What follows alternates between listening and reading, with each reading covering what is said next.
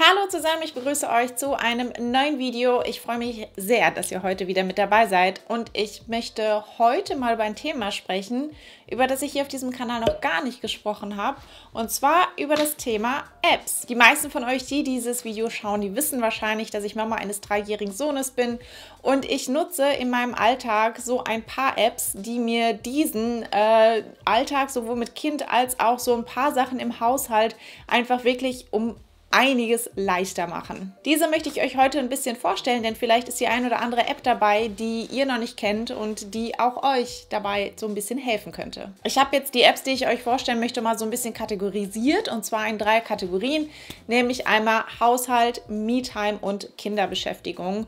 Und natürlich gibt es zig Apps, ja, also es gibt zigtausend Apps in den verschiedenen App Stores zu sämtlichen Kategorien, aber das sind jetzt so die Apps, die ich wirklich fast täglich oder regelmäßig hier zu Hause benutze. Wenn ihr noch mehr hilfreiche Tipps habt mit Apps, dann schreibt das sehr gerne unten in die Kommentare. Ich lege los mit der Kategorie Haushalt, und eine App, die da für mich wirklich absolut nicht mehr wegzudenken ist, ist die App Bring.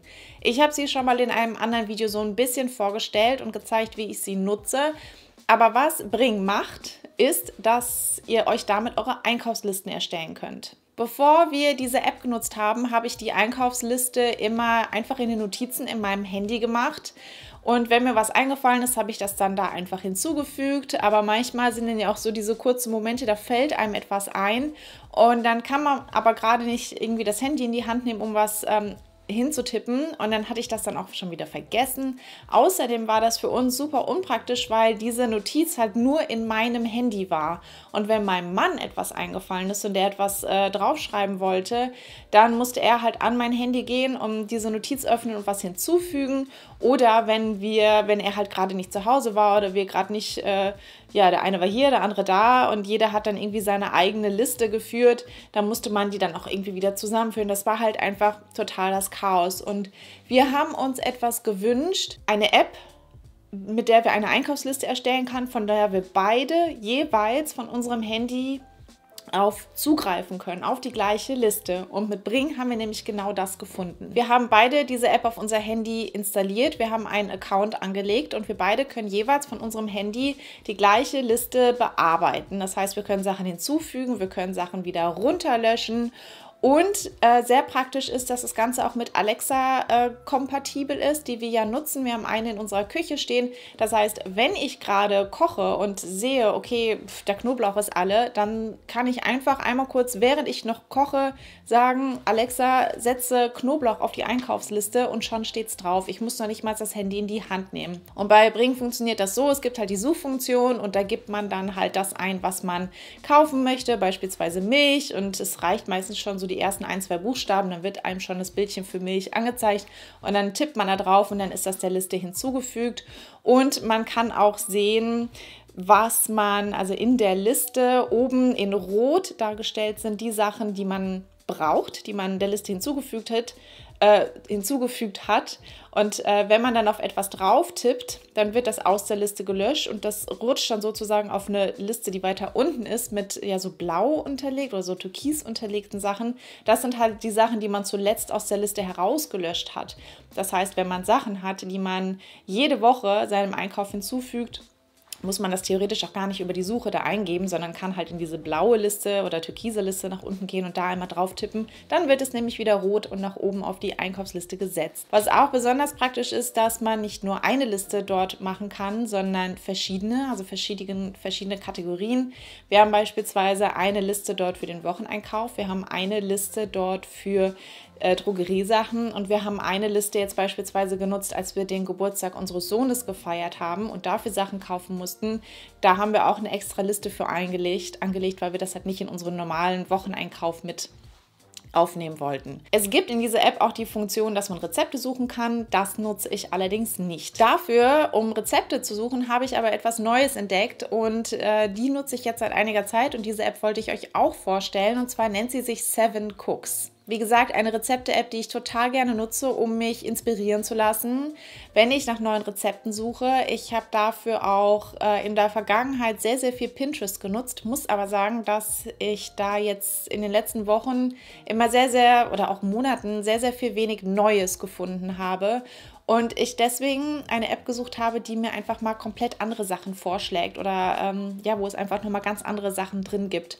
Und da bin ich dann nämlich auf 7cooks gestoßen. Ich finde, auf den ersten Blick ist diese App super übersichtlich gestaltet, sehr, sehr ansprechend mit sehr schönen Fotos. Und sehr praktisch finde ich hier, dass man auch direkt in verschiedenen Kategorien stöbern kann. Es gibt beispielsweise Quick and Easy für die Familie oder vegan. Es gibt hier wie bei den meisten Apps eine Free-Version und eine, wo man, ich glaube, monatlich oder auch jährlich bezahlen kann. Ich nutze die Free-Version, das ist mir absolut ausreichend. Auch da findet man sehr, sehr, sehr viele Rezepte. Was sich da aber definitiv lohnt, ist, sich trotzdem registrieren zu lassen. Das heißt, es bleibt trotzdem noch umsonst, aber ihr legt euch einen Account dort an.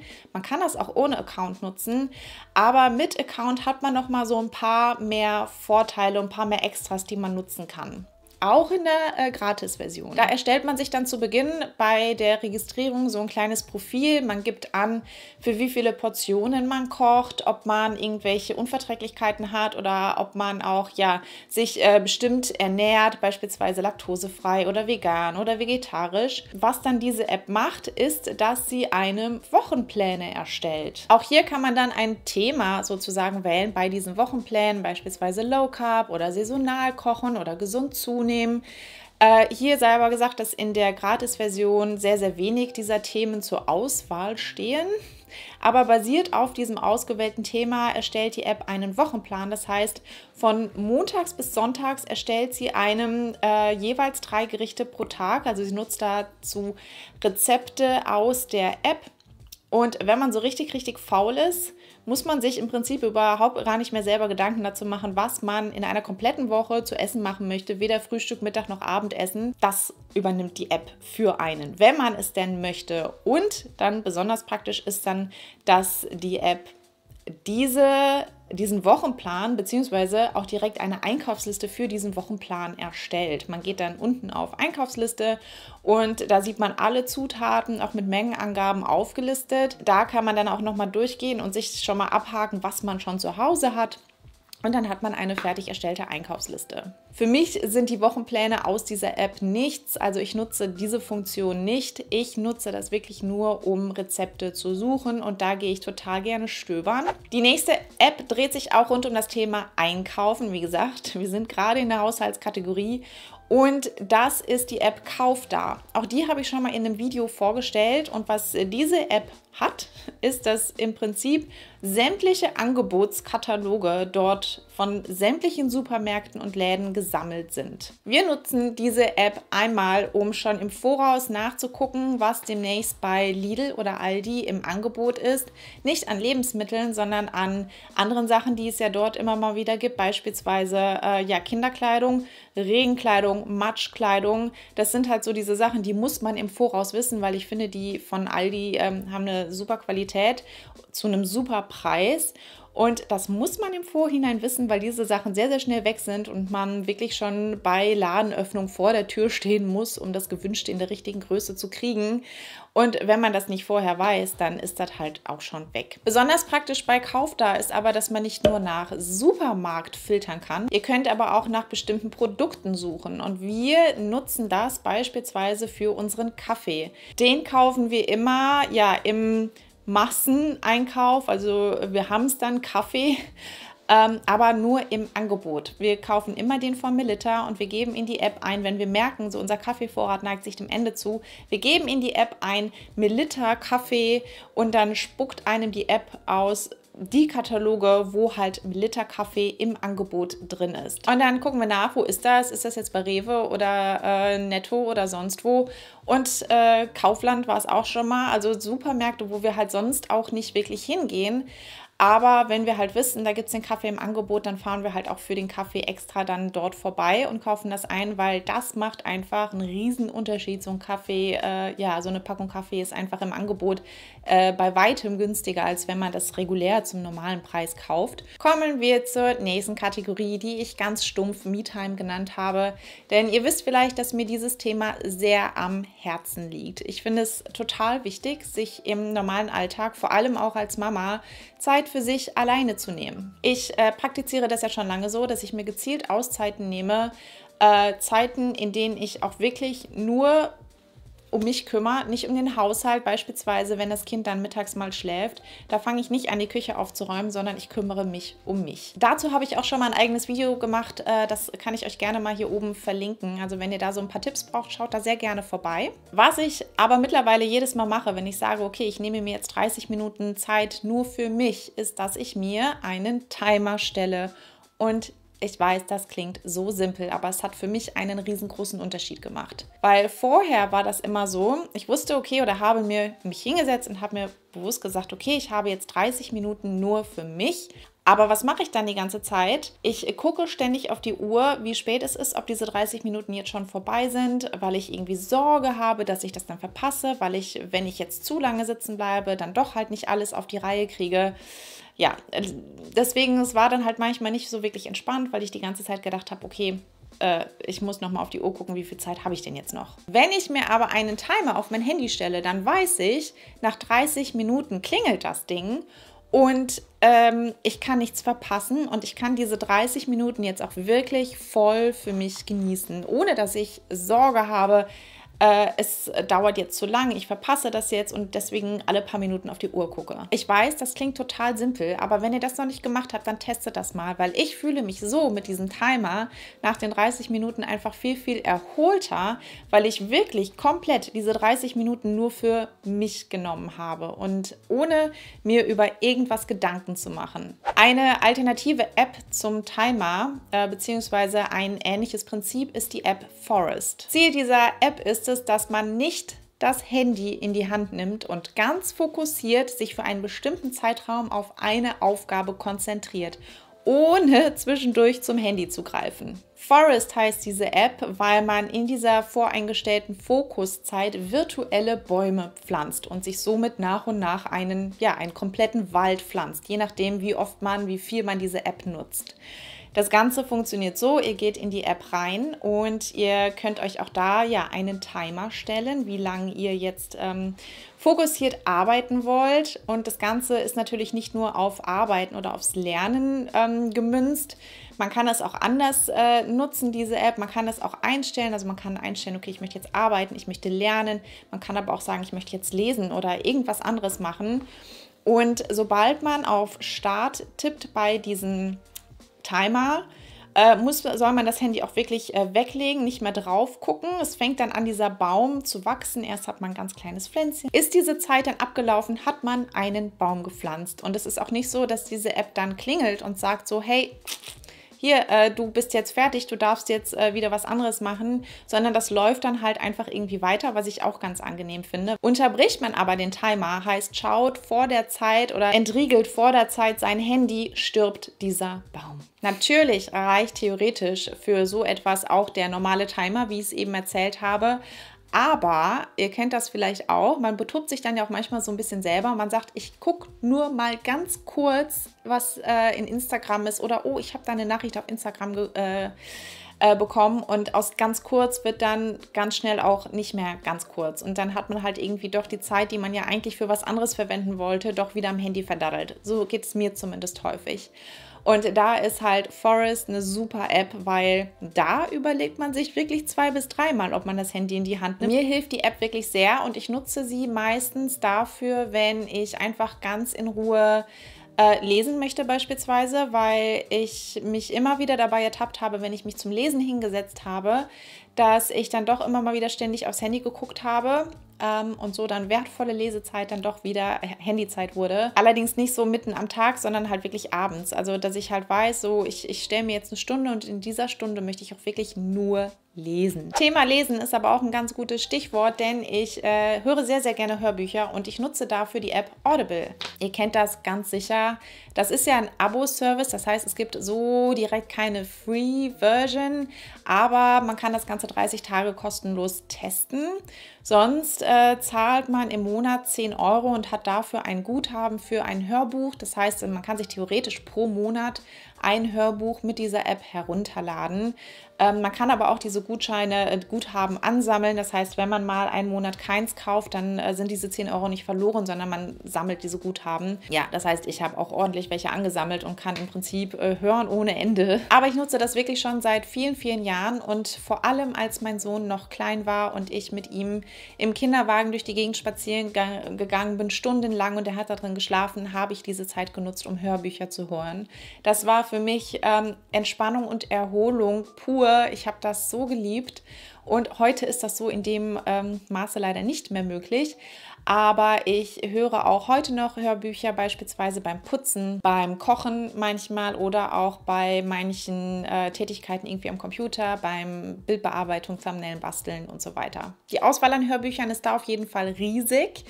Und das heißt, es gibt ja 30 Tage kostenlos testen. Wenn ihr mal gucken wollt, ob das Ganze was für euch ist das auf jeden Fall eine Möglichkeit, da mal so ein bisschen reinzuschnuppern. Es gibt auch noch andere Anbieter außer Audible, beispielsweise Bookbeat habe ich persönlich noch nicht getestet, möchte ich aber irgendwann mal testen, wenn ich denn mal alle meine Guthaben bei Audible irgendwann aufgebraucht habe. Hörspiele für Kinder gibt es da übrigens auch. Kommen wir zur letzten Kategorie, Kinderbeschäftigung. Und es ist bei uns sehr, sehr selten der Fall, dass wir unserem Sohn ein Handy oder ein Tablet in die Hand geben, damit er sich damit beschäftigt. Er ist halt gerade mal 3 Jahre alt und ich finde das viel zu früh. Was er aber nutzt auf dem Handy, beziehungsweise was wir ihm auf dem Handy anmachen, sind Hörspiele. Wir nutzen dafür Amazon Music. Ich habe das schon mal erzählt. Wir haben schon sehr, sehr lange Amazon Prime und da ist halt so ein Amazon Music Account mit drin. Und da gibt es einfach wirklich zahlreiche Hörspiele für Kinder. Also man findet da alles von Leo Lausemaus, Peppa Woods, Conny, Super Wings.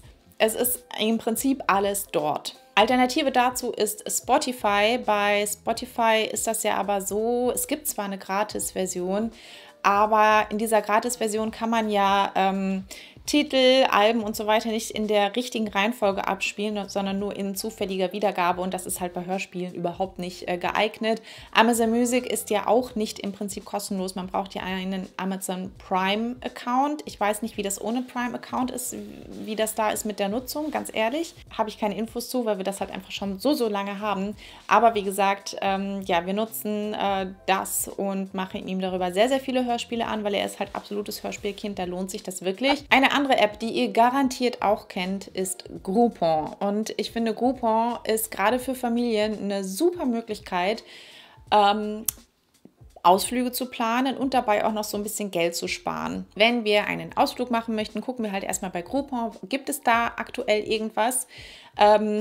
Und auch, um sich überhaupt so ein bisschen inspirieren zu lassen. Also ich habe da schon von irgendwelchen Sachen gehört, die auch gar nicht so weit von uns weg sind, beziehungsweise in Groupon darüber gelesen, die ich vorher noch nie gehört habe, wo ich keine Ahnung hatte, dass die existieren, aber es klang halt echt richtig cool. Beispielsweise gibt es immer mal wieder Freizeitparks, Tierparks und Zoos und Schwimmbäder auch. Also da kann man halt, also es lohnt sich wirklich und da kann man wirklich ein paar Euro immer mal sparen. Tickets, die man da kauft, die sind auch meistens für einen langen Zeitraum einlösbar, aber man muss genau in das Kleingedruckte gucken, weil manchmal gibt es bestimmte Vorgaben, dass diese Tickets dann beispielsweise nicht in den Ferien eingelöst werden dürfen oder nicht sonntags oder nicht samstags oder bestimmte Tage da rausfallen. Da muss man ganz genau gucken, aber trotzdem definitiv lohnt es sich, da vorher reinzuschauen. Und mit der letzten App widerspreche ich mich jetzt ein bisschen selber. Aber wenn mal absolute Not am Mann ist, wenn das Kind mal ganz, ganz dringend beschäftigt werden muss, wenn man unterwegs ist und man selber gerade nicht die Möglichkeit hat, da irgendwie was zu machen oder auch einfach mal nichts machen möchte, die Elefanten-App. Die App kommt bei uns nicht oft zum Einsatz, aber wenn wir mal unterwegs sind und absolut Not am Mann ist, dann bekommt ihr auch mal das Handy mit der Elefanten-App in die Hand. Und es gibt hier verschiedene Sachen, die die Kinder darin machen können, beispielsweise verschiedene Spiele. Aber unser Sohn nutzt das meistens wirklich nur, um sich die kleinen Filmchen anzugucken. Es gibt beispielsweise dort Bobo-Folgen, die man sich angucken kann, die Clips vom Elefanten oder auch Folgen vom kleinen Maulwurf. Wenn er sich dann mal unterwegs was angucken kann, nehme ich halt viel, viel lieber diese App, als ihm irgendwie über YouTube was anzumachen, weil bei YouTube ist dann ja häufig auch irgendwie mal Werbung zwischengeschaltet, die dann nicht für Kinder in dem Alter geeignet ist. Oder es kann auch sein, dass er dann aus Versehen irgendwie auf ein vorgeschlagenes Video tippt, was dann halt auch nicht für Kinder gemacht ist. Und da mit der Elefanten-App bin ich einfach ja auf der sicheren Seite. Da weiß ich, da sind keine Inhalte drin, keine Werbung oder irgendwas, die er nicht sehen sollte. Und das ist auch tatsächlich so die einzige App, die wir unterwegs nutzen. Ich habe auch noch andere auf mein Handy mal geladen, als ich beispielsweise einen mehrtägigen Aufenthalt im Krankenhaus mit ihm hatte.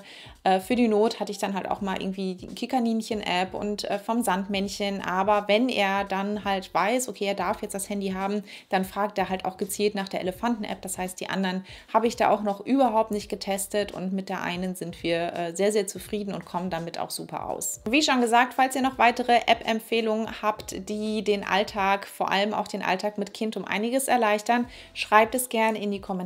Nicht vergessen, dem Video einen Daumen nach oben zu geben und dann freue ich mich, wenn wir uns nächste Woche zum neuen Video wiedersehen. Bis dann. Tschüss.